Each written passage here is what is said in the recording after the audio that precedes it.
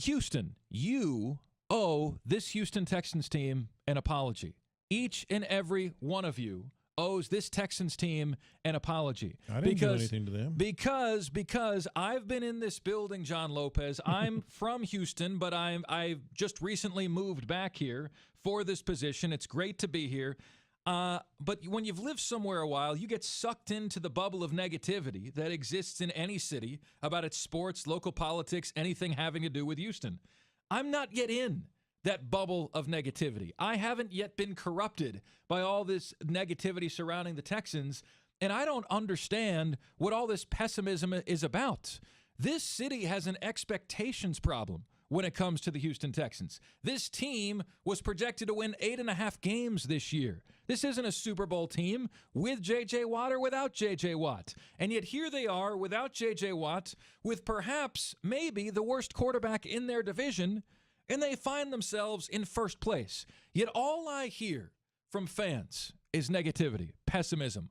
What I hear from many in our own building is negativity and pessimism. Folks, you in Houston, many of you, and to those of you who have been behind this team and support this team from beginning to end, I want to hear from you. But for those of you that want to admit where you're wrong, admission, folks, is the first step toward recovery. We're going to take your calls, and we'll accept your Texans apologies here. Okay? 713-572-4610 is the number. That's 713-572-4610. John Lopez, I think many in Houston are suffering from an ailment known as Houston hangover. The symptoms are very confrontational, very bitter, somewhat irrational, somewhat depressed. A headache is involved and a fever in some cases. Many in Houston are suffering from this ailment. It sucks. I'm tired of it. It's time for this city to apologize to this team today. They're in first place despite many of you, not because of many of you. I'm going to look at it completely different.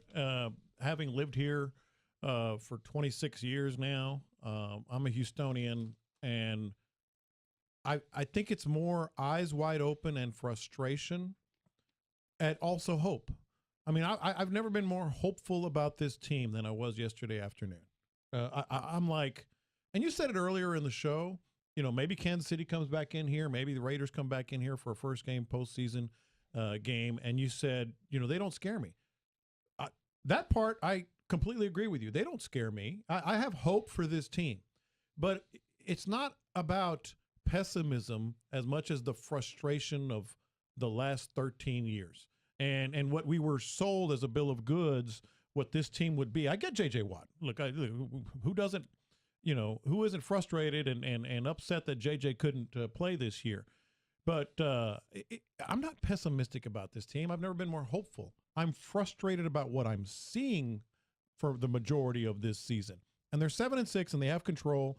And Gerard, I think they're going to get to the playoffs. But as much as I'm hopeful, I'm not buying any playoff tickets yet either, because I've seen what this team can do. Yeah, I think there's a lot to it. I think it's deeper than just the record. I think that on one end, I do respect what you just said, and I respect the record. I respect what Bill O'Brien has said in press conferences, a couple of weeks ago when this stuff kind of first started. Look, man, this may not go as how we planned. Yeah. A win's a win, and you got to respect that. But from the pulse of the city, I think a lot of it is the expectations of what they thought this team was going to be. When you signed a $72 million quarterback, when you draft high, you spend those early round draft picks on offensive receivers who are big-time playmakers in college, on top of the fact our history of we've been spoiled in this city with good offense, or I guess I'm not even gonna say good offense. It's entertaining, a more entertaining brand of offense. Like I loved watching Arian Foster run the pure zone, the zone scheme, and the gash in the run game. And Matt Schaub led the league in the NFL in passing for a couple of years. Say what you want about him as a player, from a style standpoint, yes. Yeah.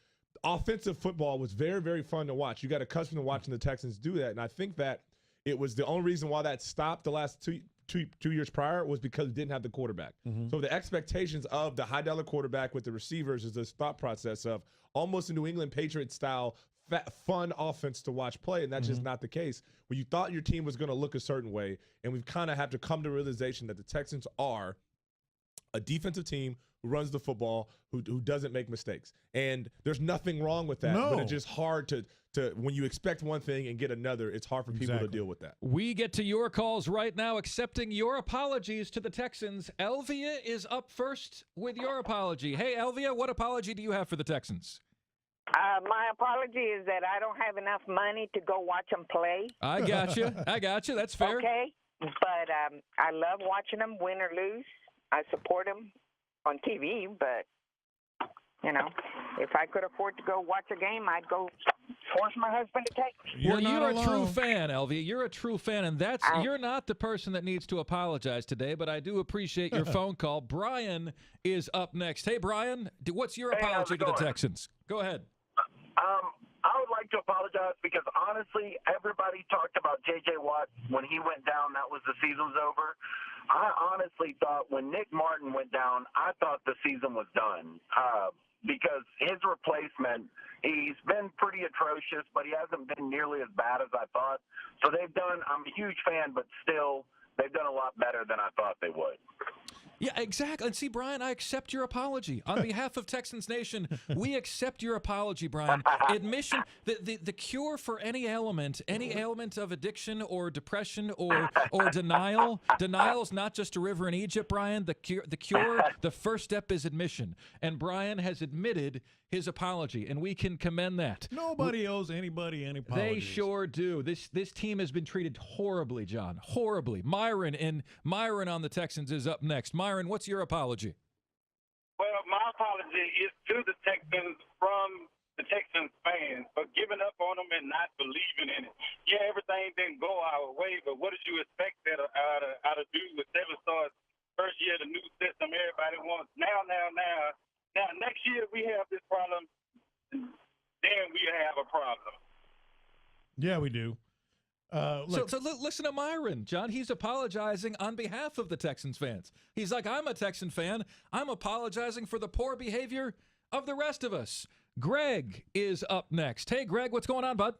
Hey, sorry, I don't have an apology, but here's what I don't understand. I don't like when O'Brien comes out and says about Osweiler, look, he did what we asked him to do. So I don't know what makes me more angry, one, that he did it, or two, that they asked him to do it. Yeah, look, we touched on that a little bit. Let's elaborate on that. And I want to talk about Lamar Miller when we come back. But I think Bill O'Brien's greatest strength so far is recognizing Brock Osweiler's shortcomings. And for that, I'm hopeful because they have the defense and the running game, and maybe they can thrive with Brock Osweiler that way. I think that's very well said. And I appreciate the fact that some of the true fans are calling in and saying, well, wait a minute. I never turn my back on this team. And to you, I give you a standing ovation.